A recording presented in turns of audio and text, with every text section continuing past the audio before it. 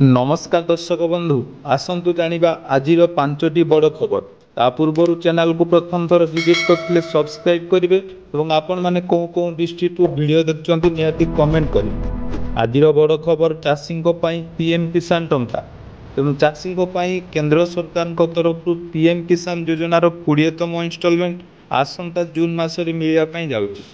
तेणु जो चाषी मैंने पीएम किसान योजनार हिताधिकारी अटंती से पीएम किसान 2000 टंका आसंता जून मासरे मिले। आ पूर्व जदि आपण मैंने एपर्यंत केवाईसी कंप्लीट करना ताले पीएम किसान योजनार टंका पाइबापी आपण मानकर केवाईसी सहित समस्त काम ठीक कर दिंतु।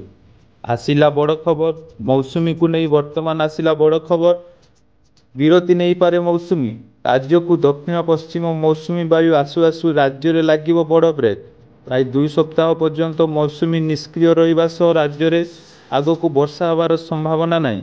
फल चलित वर्ष मौसुमी आसी जून 10 पर यार प्रभाव रर्तमान जहाँकि पाणीपाग विभाग सूचना मिली। तो यार परवर्ती खबर वर्तमान आसला आउ गोटे नुआ अपडेट एक रु वर्षा कम बढ़ गरम लघुचाप घनीभूत हुई अवपातर गभीर अवपात रूप नेला।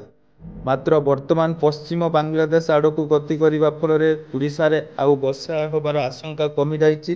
तेणु आसंता 24 घंटा मध्य जहाँकि गरम बढ़ एवं तापमात्रा बढ़ पाणीपाग विभाग सूचना दी जाइछि।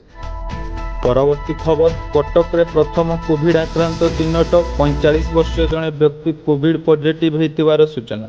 तेणु गत किछि दिन धरी वर्तमान कोविड्र जहाँकि कड़ लेउटिलानी। तेणु कोरोनार प्रभाव में 3 वर्ष पर ओडिशा रे पुणी थे फेरी कोरोना।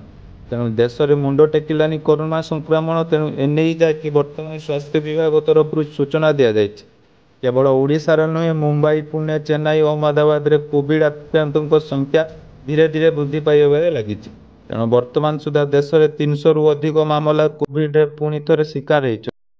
तो परवर्ती खबर आसिला वर्तमान जहाँकि ओटीईटी एग्जाम डेट जुलाई 20 रे स्वतंत्र ओटीईटी परीक्षा ऑनलाइन ले एडमिट कार्ड डाउनलोड करें परीक्षार्थी। तेणु वर्तमान कार्यरत शिक्षकों स्पेशल ओटीईटी आसंता जुलाई 20 तारीख रविवार अनुष्ठित होगापी जाऊँ।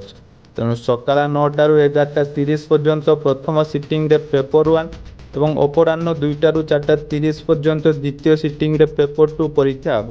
तेणु परीक्षार्थी वर्तमान जहाँकि ऑनलाइन तरफ एडमिट कार्ड जुगाई देवाई बोर्ड तरफ सूचना मिली।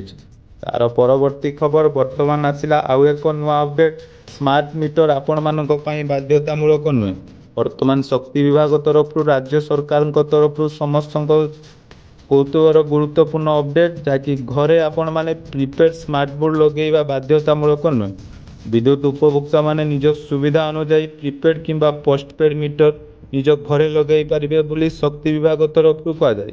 तेरे ग्राहक मानक अनुरोध करा घरे स्मार्ट मीटर लगेवाई डिस्कम कर्मचारी सहित जोगाजोग करने।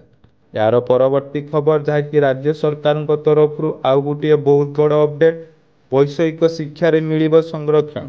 तेणु राज्य सरकार वर्तमान राज्य में समस्त इंजीनियरिंग पाठ्यक्रम राज्य सरकार तरफ दिज्व स्वतंत्र संरक्षण। यापाई विभाग तरफ आरंभ हो गला प्रस्तुत। मे 14 उच्च शिक्षानुष्ठान एससी बीसी ओबीसी पिला संरक्षण व्यवस्था कर संरक्षण व्यवस्था आग को वैषयिक शिक्षा मिल वर्तमान बाकी बोर्ड तरफ सूचना दी जाए। यार परवर्ती खबर जहाँकि मुंबई इंडियंस दमदार विजय गुजरात टाइटन्स को 20 रन हराई मुंबई क्वालिफाइड 2 रे प्रवेश।